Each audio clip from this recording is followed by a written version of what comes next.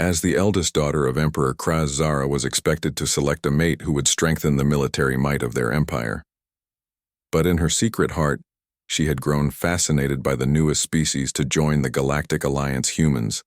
They were physically weak by Vexori standards, with soft skin, no natural weapons, and painfully short lifespans.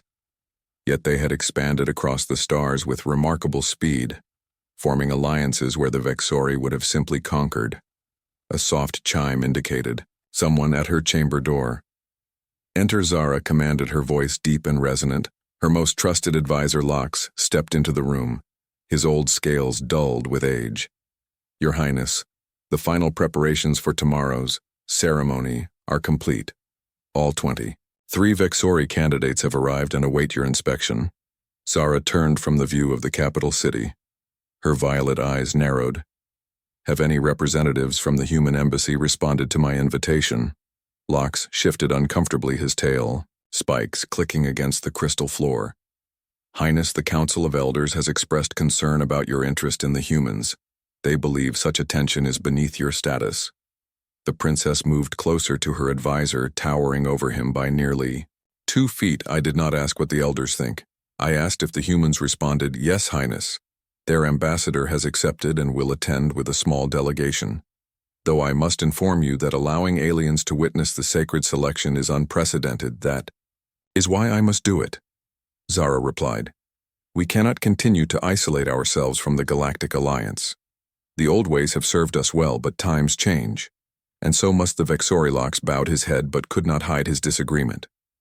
"The elders fear that you intend to do more than merely invite human observers. They whisper that you might consider a human as your mate. Such a thing has never been done." Zara turned back to the window, a smile playing across her reptilian features. "Perhaps it is time for something that has never been done." On the other side of the capital city, in the modest building allocated to Earth Representatives' Cultural Liaison, Amelia Carpenter finished reviewing Princess Zara's personal files.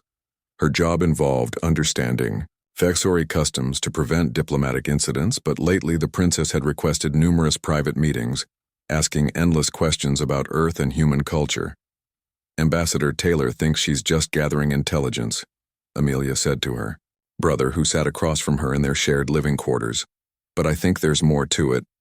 Ethan Carpenter looked up from his botanical samples. His work studying Vexori plant life had brought him to this hostile planet 3 months ago, and he still struggled with the higher gravity and sulfur-tinged air. "What do you mean?" Amelia leaned forward, lowering her voice. "Have you seen the way she looks when I describe Earth customs, marriage traditions, family structures? She seems almost envious, especially when I mentioned how humans choose partners based on personal connection rather than political advantage." Ethan raised an eyebrow. "So what, you think the princess has a crush on some human?" His sister shrugged. "Tomorrow is her selection ceremony, the biggest event in Vexori culture, and she specifically requested human attendance, not just the ambassador but cultural staff as well, which includes you, little brother me." Ethan laughed. "Why would she want a botanist at her royal ceremony? Because you're one of the few humans who has bothered to learn their language and customs beyond what you need for your work," Amelia replied. "You respect their culture. You don't just see them as scary lizard warriors like most humans do." The next morning, Ethan found himself dressed in formal diplomatic attire, standing among the smallest beings in the Great Selection Hall.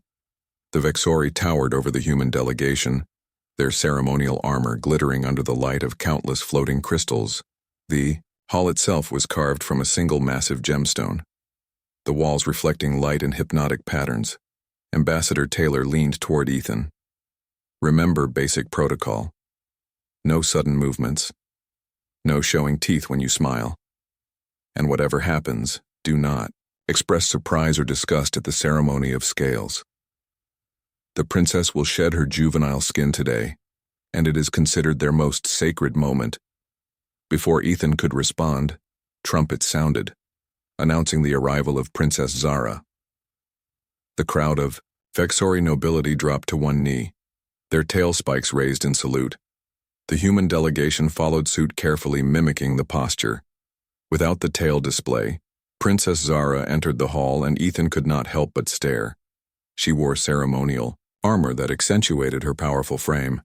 But unlike the harsh military styling of other Vexori, hers was adorned with intricate patterns that Ethan recognized as scientific formulas and star maps, not battle records. Her scales shimmed with iridescent colors, shifting from deep purple to brilliant blue as she moved. Honored guests, noble warriors of Vexora, I welcome you to my selection. Zara announced, her voice carrying effortlessly through the vast space. For thousands of years, this ceremony has paired Vexori royalty with the strongest, most capable mates. Today I honor that tradition, but also look to our future.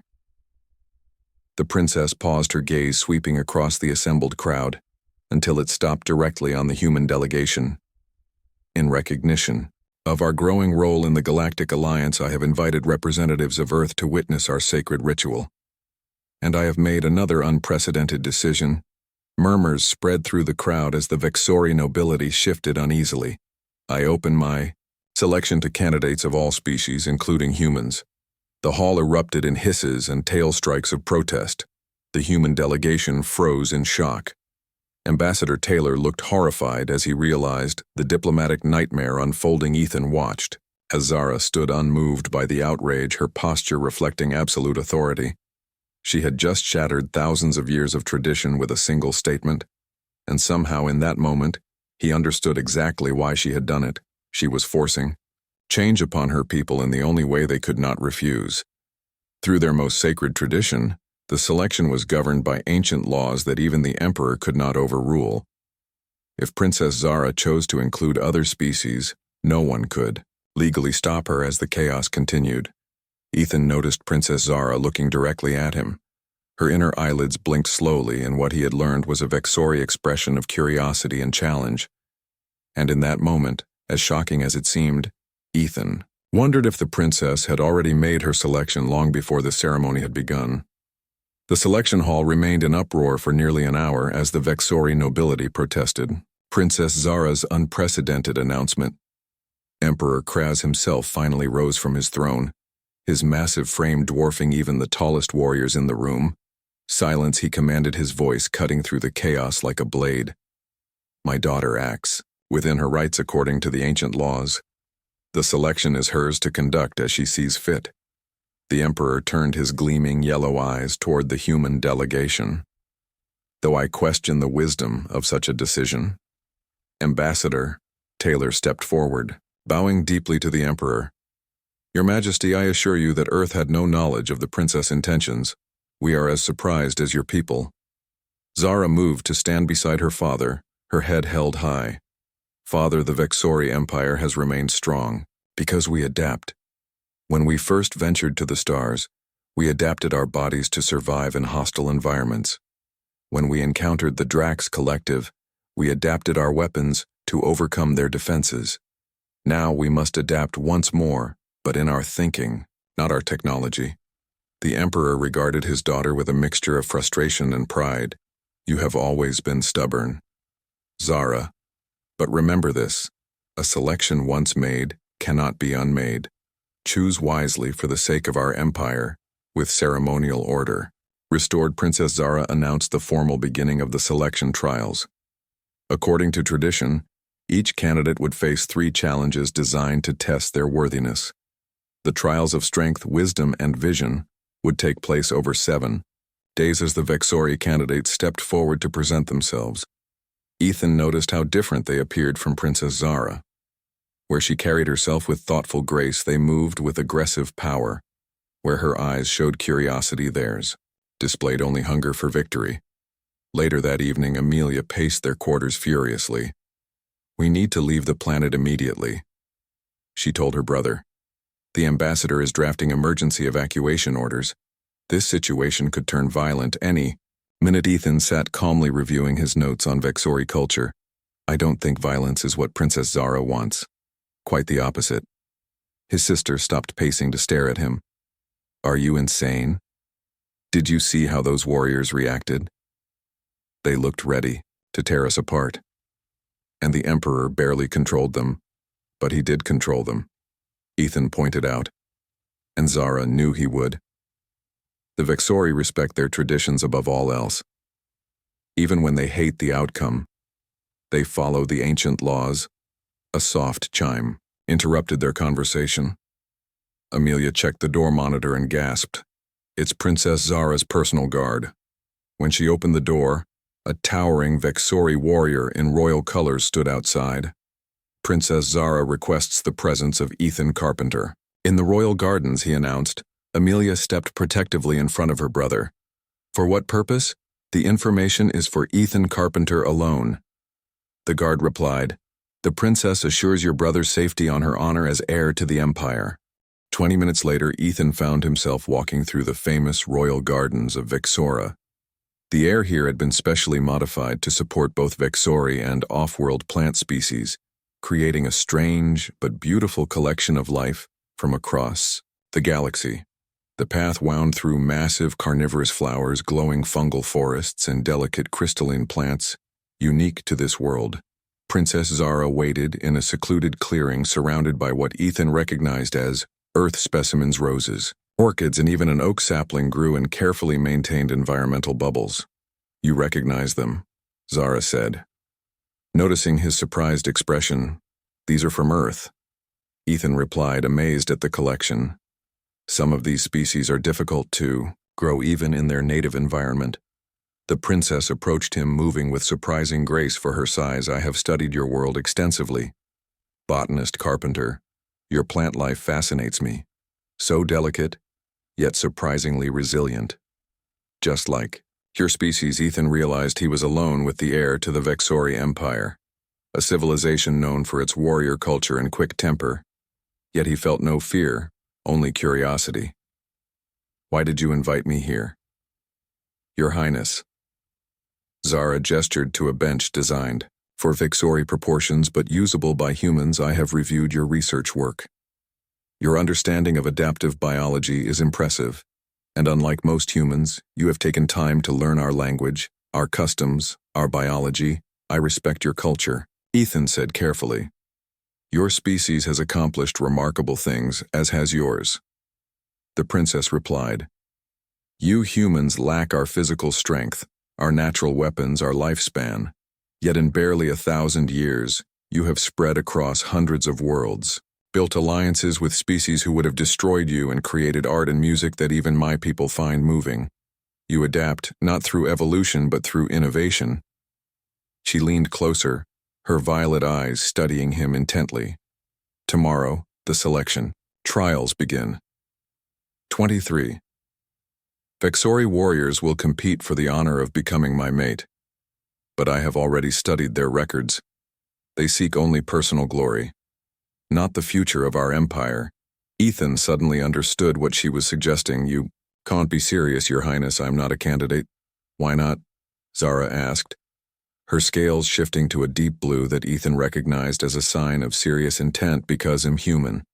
For one thing, and not even an important human, just a botanist. The princess stood towering over him. You understand adaptation better than anyone else on this planet. You respect our ways while bringing new perspectives. You see beauty where others see only resources to exploit. Are these not qualities worth considering? In a royal mate, Ethan stood as well. Though he only reached her shoulder, I would be rejected immediately. No Vexori would accept a human as your consort. That is why you must compete officially, Zara explained. If you volunteer publicly and complete the trials according to ancient law, even the most traditional Vexori must acknowledge your right to be considered. And if I refuse, Zara turned away, her tail swaying in what Ethan recognized as disappointment. Then I will select the strongest warrior, according to tradition, and the Vexori Empire will continue its path of isolation and eventual conflict with the Galactic Alliance. I had hoped you might see the larger purpose here. The botanist walked around to face her. But why me, specifically? There must be diplomats, soldiers, scientists with more qualifications. The princess touched one clawed finger gently to his chest. Because you see us as we are. Not as monsters. Not as allies of convenience, but as people. Despite our differences, you see beauty in diversity, botanist. That is a rare quality in any species. back in their quarters. Ethan explained the situation to his sister, expecting outrage. Instead, Amelia stared at him thoughtfully. "You know, this actually makes sense in a bizarre way," she finally said. "The princess has been studying humans for years, asking questions about our culture, our family structures, our approach to diplomacy. She sees something in us that she wants for her own people." Ethan paced nervously. "But me, a royal, consort to the Vexori Empire. It's absurd. I'm not a diplomat or a soldier, no," Amelia replied. "But you are the only human who has mastered their language, spent time understanding their biology, and shown genuine appreciation for their culture. Most importantly, you don't fear them. You see them as equals. That matters to Zara, I can tell." The next morning, as the selection trials officially began, Ethan stood at the entrance to the great arena, his heart pounding. 23 Vexori warriors in full ceremonial armor waited to begin the first trial. All were at least 2 feet taller than him, covered in natural armor and armed with razor-sharp claws. When the royal announcer called for any final candidates to present themselves, Ethan stepped forward. "Ethan, Carpenter of Earth, present myself as a candidate for selection," he declared in perfect Vexori, the words feeling surreal as he spoke them. The crowd fell silent, then erupted in a mixture of outrage, disbelief, and a few sounds that Ethan recognized as Vexori laughter. Princess Zara watched from the royal box, her expression unreadable. But her father, Emperor Kraz, leaned forward, his eyes narrowing as he studied the small human who dared to enter his daughter's selection. "Let the first trial begin," the Emperor announced. "The trial of strength." The trial of strength was exactly what Ethan feared, a brutal physical contest designed for Vexori warriors. The arena had been transformed into an obstacle course with challenges that would test even the strongest human athlete. To a 7-foot-tall Vexori with natural armor and enhanced strength, it was challenging but achievable. For Ethan, it seemed impossible. The rules were simple. Complete the course before sundown, fail, and you are eliminated from the selection.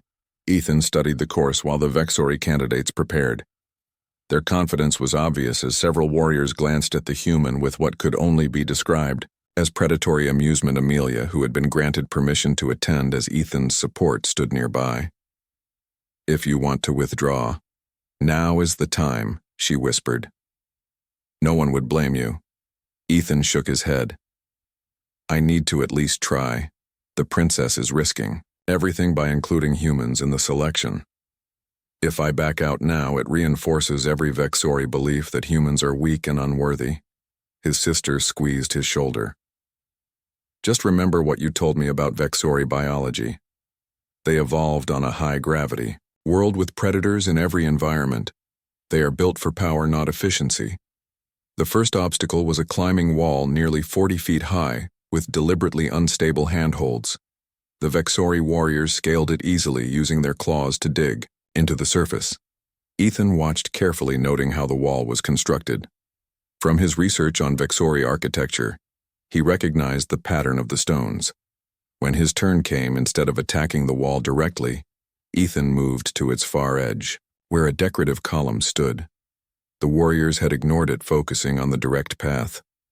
But the column featured the same carved symbols found in Vexori temples, small notches that formed a subtle ladder as he climbed using the symbolic notches. Whispers spread through the crowd. The human was taking an unconventional approach, but one that demonstrated knowledge of their sacred architecture. Ethan reached the top, exhausted but successful, having completed the first obstacle without the natural advantages of Vexori physiology. Princess Zara watched from the royal box, her scales shifting to a color pattern that indicated approval. Emperor Kraz leaned toward his daughter. "The human knows our ways. He studies while your warriors boast," Zara replied. The second obstacle proved even more challenging, a deep pit filled with Vexori quicksand, a substance that hardened in response to struggle. The more force applied, the more solid it became. The Vexori warriors crossed by, moving with deliberate slowness, their natural instinct to fight the substance suppressed by years of training. When Ethan reached the pit, he realized the same approach would not work. His lighter weight meant he would sink immediately, but the properties of the quicksand gave him an idea. From his pack, he removed samples of the plant specimens he had been studying on Vexora. One in particular, a floating seed pod indigenous to the southern swamps, might prove useful. Crushing several pods together, spread their resin across his clothes and skin. The substance was naturally hydrophobic, repelling the chemical components of the quicksand. Carefully, Ethan stepped onto the surface, not sinking as expected, but sliding across like a water strider, insect. The crowd gasped at this unexpected solution. In the royal box, one of the elder counselors leaned toward the emperor. "That is cheating. He brings foreign substances to the trial princess." Zara intervened. "The rules state only that candidates must cross using their own abilities and knowledge. The human uses his scientific understanding. That is an ability like any other." The emperor studied the proceedings with growing interest. The princess speaks truth. The ancient laws do not specify physical strength alone, but the strength of all personal qualities. By midday, Ethan had completed 5 of the 7 obstacles, each time using intelligence and scientific knowledge rather than brute force. He analyzed the challenges, identified weaknesses in their design, and found solutions that compensated for his human limitations. Though exhausted, he continued earning reluctant respect from the Vexori spectators. The 6th obstacle proved nearly impossible.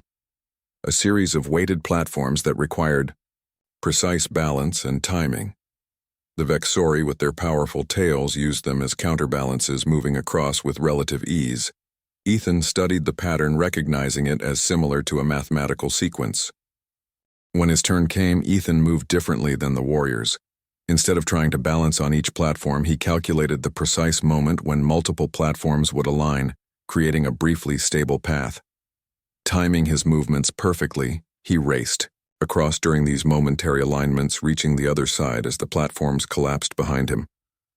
Only one warrior had been eliminated by this point, a younger Vexori, who had rushed too quickly. The remaining 22 candidates, including Ethan, now faced the final challenge.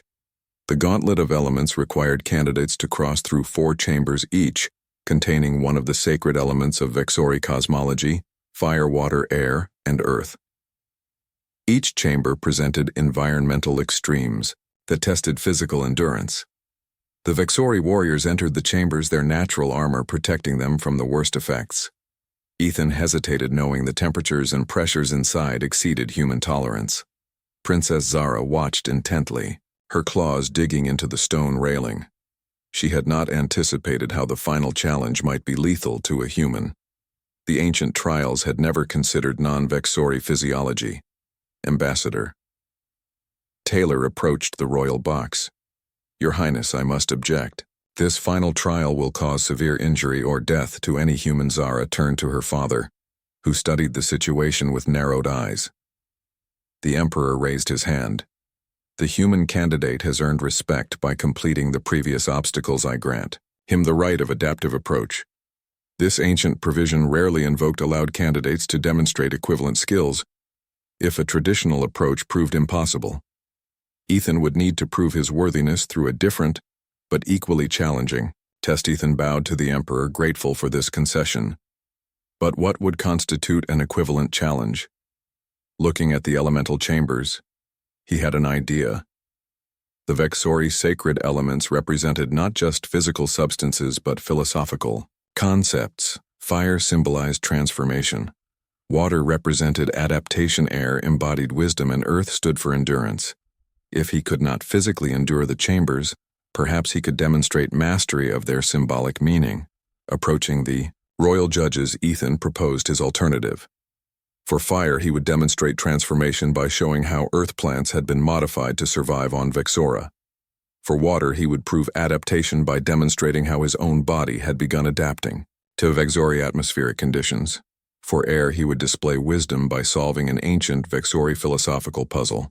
And for earth, he would show endurance by withstanding a direct strike from a Vexori tailspike, deflected not by armor, but by scientific understanding of impact distribution. The judges conferred, then agreed to the human alternative. As the warriors emerged from the elemental chambers, many injured but successful, They watched as the small human began his unique version of the final trial. For 2 hours, Ethan demonstrated scientific principles, solved complex puzzles, and finally, for the endurance test, he prepared a special gel derived from Vexori medicinal plants that, when applied to a protective vest, would disperse the impact of a tail strike. One of the strongest warriors volunteered to deliver the blow, convinced the human would fail. Taking precise aim, the warrior struck with controlled force. The impact sent Ethan sliding backward several feet, but the specially designed vest absorbed and redistributed the energy. The human remained standing. When sundown arrived, 20 warriors and 1 human had completed the trial of strength. 3 Vexori candidates had failed and were eliminated. The remaining competitors would advance to the trial of wisdom in the privacy of her chambers. Princess Zara reviewed the results with growing satisfaction. The botanist had performed beyond expectation, not by matching Vexori's strength, but by demonstrating that intelligence, adaptability, and knowledge could achieve the same results. Lox, her advisor, remained concerned. Your Highness, while the human survived today, the trial of wisdom tomorrow will test mental abilities where Vexori have natural advantages, our crystal memory and mathematical instincts give us superiority in logical challenges. Zara turned to him, her scales glittering with amusement. You assume humans lack these abilities? They calculate differently, but no less effectively. My studies suggest the human may surprise us. Again, on the human side of the capital, Ethan collapsed into bed, his body aching from exertions it was never designed to endure. Amelia applied medical treatments while updating him on the diplomatic situation. Ambassador Taylor is simultaneously impressed and horrified, she explained.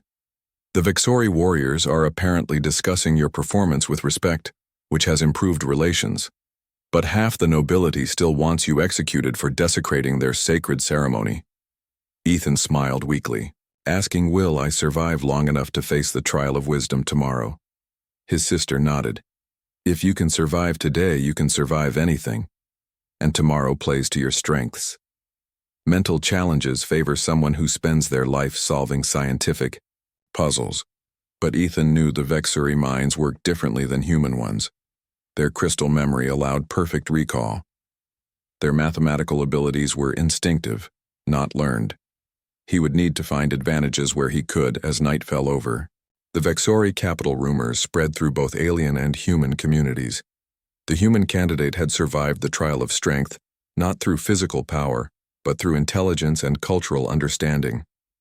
Some whispered that perhaps Princess Zara had chosen wisely in opening the selection. Some suggested revolution if a human advanced further. The Empire balanced on the edge of change, with Ethan uncomfortably at the center. 4 Dawn broke over the Vexori capital as 21 candidates prepared for the trial of wisdom. Unlike the previous days, physical challenges, this would test mental abilities, knowledge, and judgment. The trial would take place in the Hall of Crystals, an ancient structure where the walls themselves were said to resonate with the collective knowledge of the Vexori people. Ethan arrived early, reviewing everything he had learned about Vexori thought processes. Their minds worked differently than humans, with an innate ability to perform complex calculations and perfect recall of anything they had seen or heard. This crystal memory, as they called it, was a biological advantage Ethan could not match, but he suspected the trial would test more than just memory. Princess Zara entered the hall wearing formal robes rather than armor. Her scales shimmered with patterns that indicated scholarly focus rather than aggression. She took her place at the center of the judging panel, flanked by the Empire's most renowned scholars and philosophers. Candidates, the trial of wisdom tests not knowledge alone but understanding. She announced, each of you will face 3 challenges. First, a test of memory. Second, a challenge of logic. And finally, a question of judgment. Each failure eliminates you from the selection. The first challenge required candidates to memorize and recite an ancient Vexori text after viewing it for only 5 minutes. The text contained over 2,000 characters in classical Vexori script, a language even more complex than modern Vexori speech. The warriors took their turns, most performing adequately, though 3 failed when faced with the more obscure passages. When Ethan's turn came, he studied the text, carefully recognizing it as a historical account of the first Vexori space exploration. Rather than attempting to memorize every character, Ethan identified the structural patterns in the narrative. The text followed traditional Vexori storytelling forms with specific, rhythmic elements. When he began his recitation, he focused on these patterns, allowing them to guide his recall. Though he missed some specific details, he captured the essential structure and meaning of the text. The scholars conferred, and surprisingly, past him one leaned toward Princess Zara. He does not recite perfectly, but he understands the deeper patterns of our language. Few Vexori warriors recognize those patterns, focusing only on rote memorization. The second challenge tested logical reasoning. Each candidate faced a crystal puzzle box with constantly changing configurations. The goal was to predict the pattern of changes and solve the puzzle before it reset. The Vexori warriors approached this with mathematical precision, most succeeding through sheer computational ability. 3 more failed when the patterns became too complex. When Ethan received his puzzle box, he recognized that the changing patterns followed principles similar to Earth mathematics, specifically chaos theory. Rather than trying to calculate each change, he identified the underlying rules governing the system. This allowed him to anticipate shifts before they occurred, solving the puzzle with seconds to spare. After this challenge, only 14 candidates remained, including Ethan. The warriors began to watch him more carefully, some with growing respect, others with increased hostility.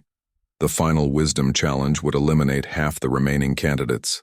Princess Zara announced, "Each of you will be presented with a diplomatic scenario from Vexori history. You must decide what action to take, explaining your reasoning." The scenarios involved complex political situations from the Empire's past, where the right answer was not obvious but required, balancing multiple factors. One by one, the warriors faced their scenarios, most responding with traditional Vexori approaches, emphasizing strength, security, and honor. 6 were eliminated for solutions deemed too simplistic or dangerously aggressive. When Ethan's turn came, he was presented with a historical conflict between the Vexori and the Alzari, a species now extinct. The scenario described rising tensions, resource disputes, and threatened violence. The traditional Vexori response had been preemptive strikes, leading to a century of war that eventually destroyed the Alzari civilization. Ethan studied the scenario carefully, then offered an alternative approach. "I would establish direct communication with the Alzari leadership, identify shared interest beyond the disputed resources, and create a framework for cooperation that addresses security concerns on both sides.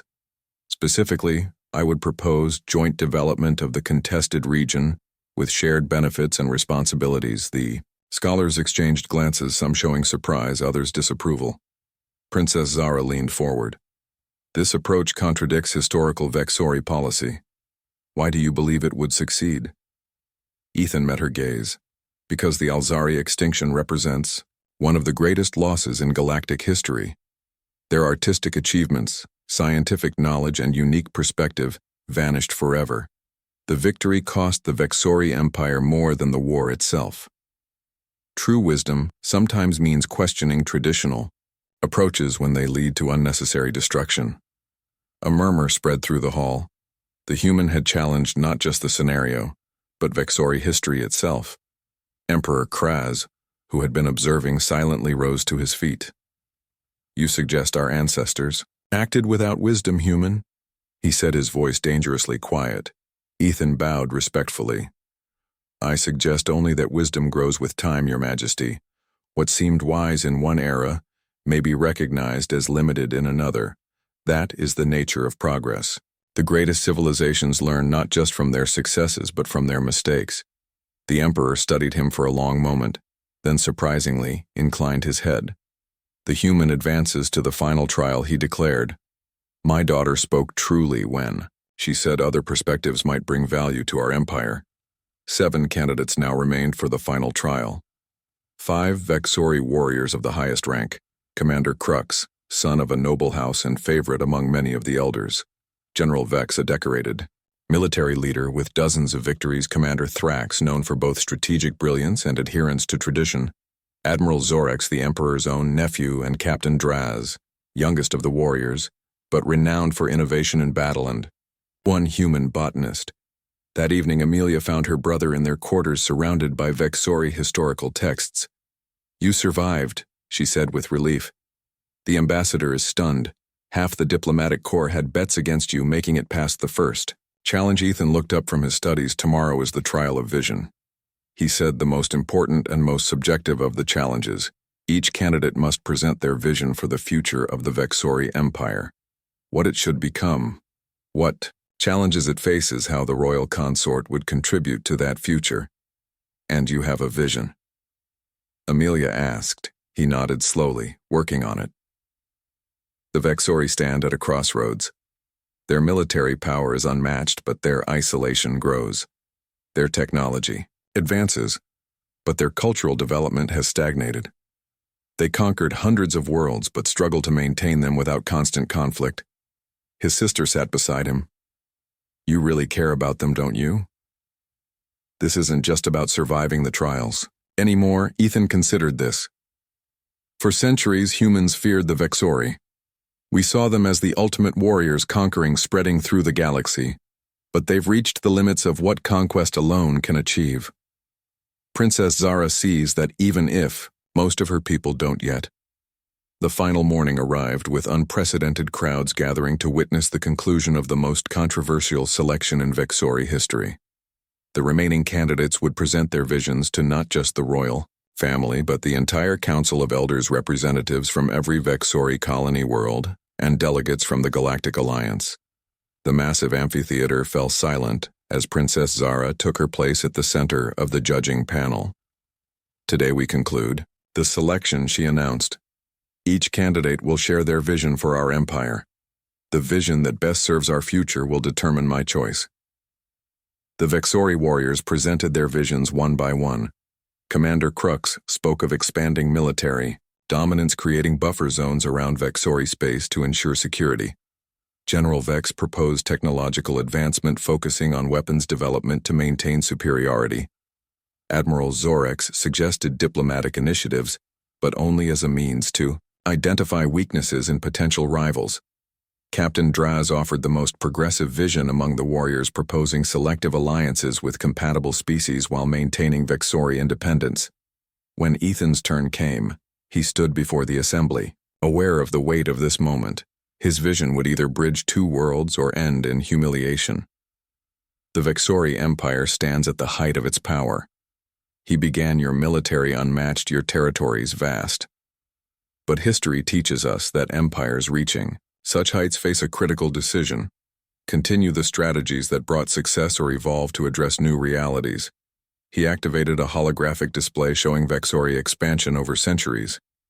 Then gradually areas of conflict, resistance, and instability. "My vision is of a Vexori empire that transforms from conqueror to creator, from isolated power to connected leader. Your species possesses not just military might, but artistic beauty, scientific brilliance, and philosophical depth, qualities often overlooked. In your focus on strength." Ethan displayed examples of Vexori cultural achievements rarely celebrated. "My vision includes cultural exchanges that share these gifts with the galaxy while bringing new perspectives to your worlds. Not to weaken Vexori identity, but to strengthen it through growth." For 3 hours, Ethan outlined his vision in detail, addressing economic development, scientific research, diplomatic initiatives, and cultural programs.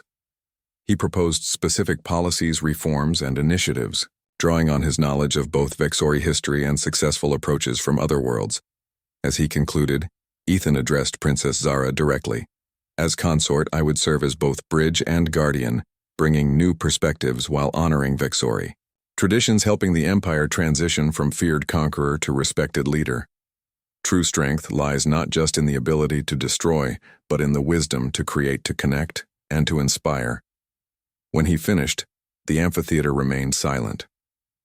For a moment, Ethan feared he had overstepped, offending Vexori pride with his ambitious vision.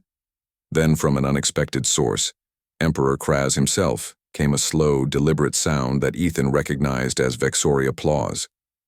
The Emperor struck his tail against the stone floor in a rhythm that indicated respect. One by one other Vexori joined until the sound echoed throughout the amphitheater. Not all participated. Many of the elders and traditional warriors remained silent, their disapproval evident. But enough had responded to signal that Ethan's vision had found resonance among some of the Empire's leadership. Princess Zara rose to her feet, her scales gleaming with a pattern that indicated profound satisfaction. "I have heard each vision," she announced. "Now I must consider which best serves the future of our people.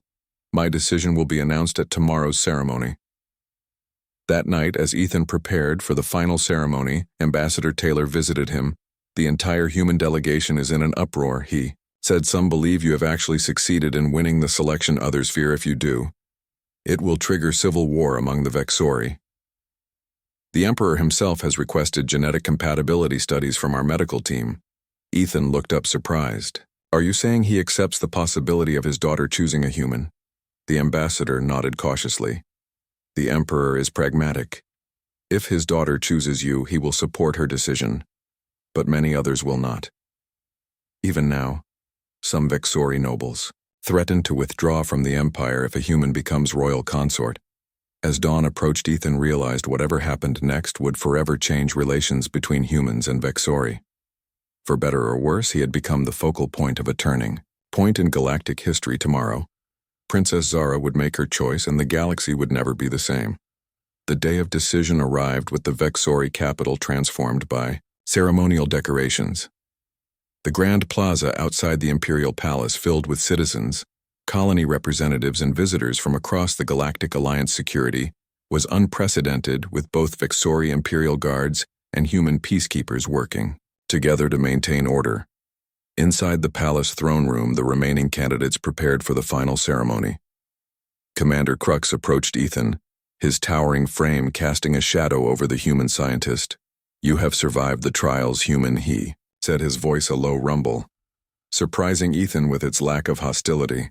"I have," Ethan replied cautiously. The commander studied him. "Few Vexori understand what you represent.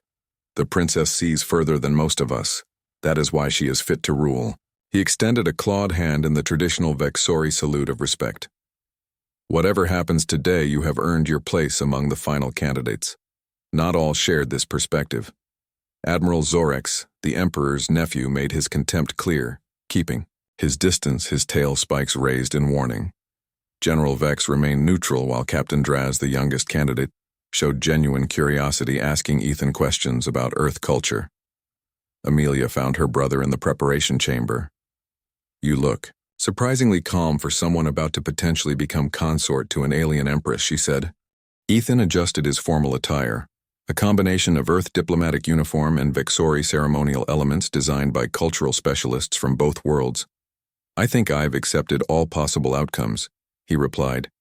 "If Princess Zara chooses me, we begin an unprecedented diplomatic experiment. If she chooses a Vexori warrior, we return to Earth, having still changed history. The selection will never be the same now that a human has competed successfully." His sister touched his shoulder. "I watched you. During these trials, you stopped competing merely to survive at some point. You actually care about the Vexori Empire, don't you?" Before he could answer, trumpets sounded announcing the beginning of the ceremony. The candidates were led into the massive Imperial throne room, where thousands of Vexori nobility and officials gathered. Emperor Kraz sat upon the central throne, with Princess Zara standing before it. The remaining candidates formed a semicircle around her. Princess Zara wore ceremonial armor that combined traditional Vexori designs with subtle elements representing other worlds, including Earth. Her scales displayed a complex pattern that Ethan recognized as symbolizing transformation and new beginnings. "Honored guests, citizens of the Vexori Empire," she began, "I have completed the ancient selection process, testing candidates through trials of strength, wisdom, and vision. Each finalist has demonstrated exceptional qualities worthy of respect." She paused, surveying the assembled candidates. "Each would serve our empire with dedication according to their understanding of what the empire needs." The princess moved to stand before each Vexori candidate, acknowledging their qualities. "Commander Crux, your strategic mind would secure our borders. General Vex, your battle prowess would strengthen our forces. Admiral Zorex, your loyalty to tradition would preserve our ways. Captain Draz, your innovative approach would advance our technology. Finally, she stood before Ethan Carpenter. Your perspective would transform our future. The crowd murmured as Princess Zara returned to the center of the ceremonial circle. Since the dawn of our civilization, the purpose of the selection has been to identify the mate who will best serve the Empire's future needs. In each era, those needs have changed. When we fought for survival, we needed warriors. When we built our first cities, we needed builders. When we reached for the stars, we needed visionaries. She turned to face her father, Emperor. Kraz nodded almost imperceptibly, encouraging her to continue. Today we stand at another threshold. The galaxy has changed. The old ways of conquest and isolation no longer serve us. We have reached the limits of what strength alone can achieve. Now, we must find new paths forward. My choice reflects not just what the Vexori Empire is, but what it must become. Princess Zara extended her hand. I choose Ethan Carpenter of Earth. The throne room erupted, half in outrage, half in astonished murmurs. The Vexori candidate stepped back, all except Admiral Zorex, who moved forward, his tail spikes fully extended in the posture of challenge. This is sacrilege, he hissed. The royal bloodline cannot be tainted by human weakness. Emperor Kraz rose from his throne, silencing the room. My daughter has chosen according to ancient law. Her selection cannot be challenged. Admiral Zorex. The admiral turned to face the emperor. Then I invoke the right of proving. Let the human demonstrate his worthiness through combat as our ancestors did. Gasps spread through the crowd. The right of proving was rarely invoked, an ancient provision allowing a direct challenge to a selection candidate. No human could survive ritual combat with a Vexori warrior before the Emperor could respond. Ethan stepped forward. I accept the challenge, he said. Ambassador Taylor rushed forward. This is madness, he whispered. The Admiral is a decorated warrior. You cannot possibly defeat him. In physical combat, Ethan faced the ambassador.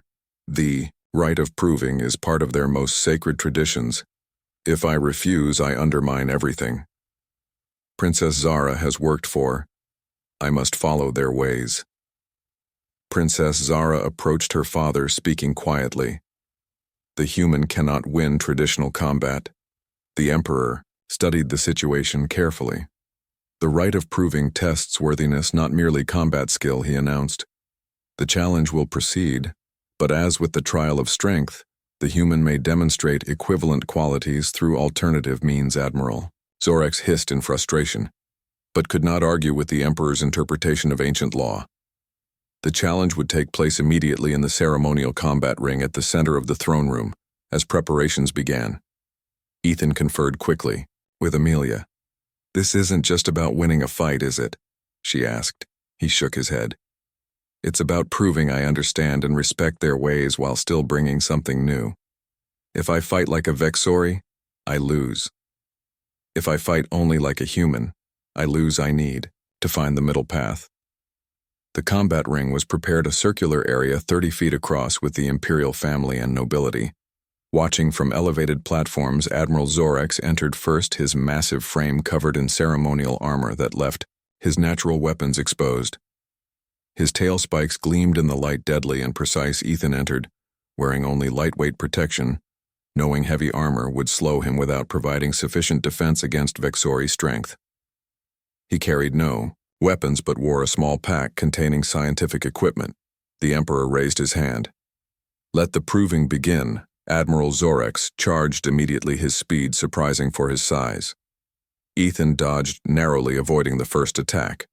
The Admiral followed, with a precise tail strike that grazed Ethan's shoulder, drawing blood. The human scientist's reflexes were good, but not enough to match Vexori combat training. The crowd watched as Ethan continued to evade, never attacking directly. This is not a demonstration of worthiness, an elder called out. The human merely delays inevitable defeat, Princess. Zara watched intently, her claws digging into the stone railing. He studies his opponent. She whispered to her father. He has a strategy.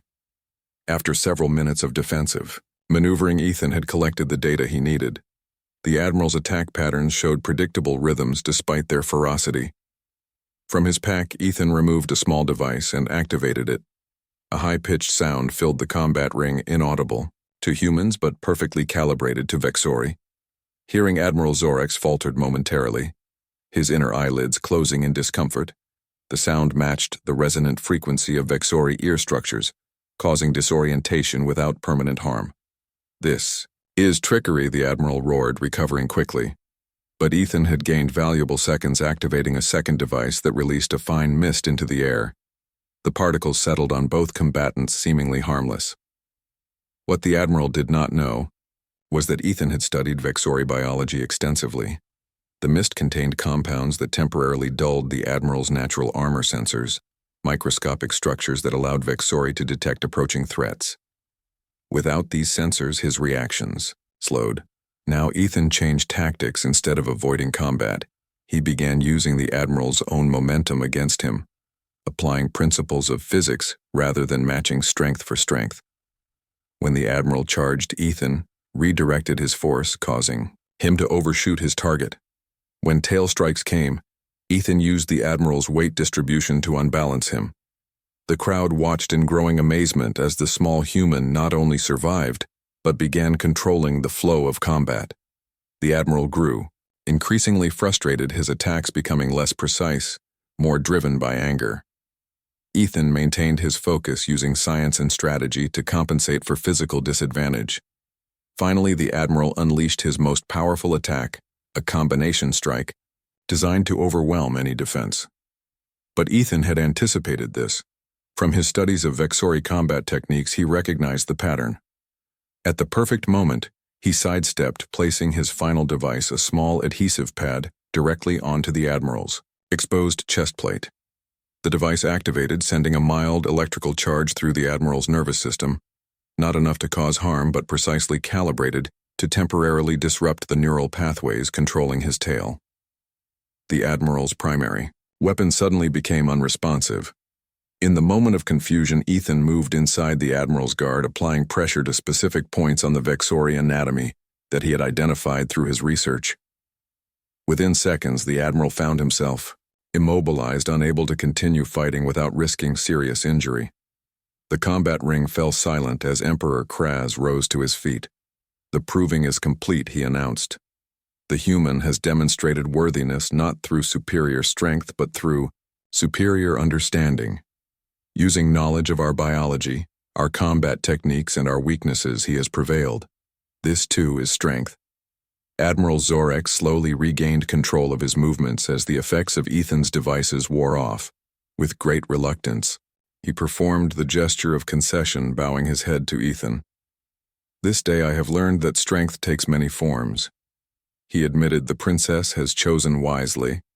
In the days that followed, preparations began for an unprecedented ceremony.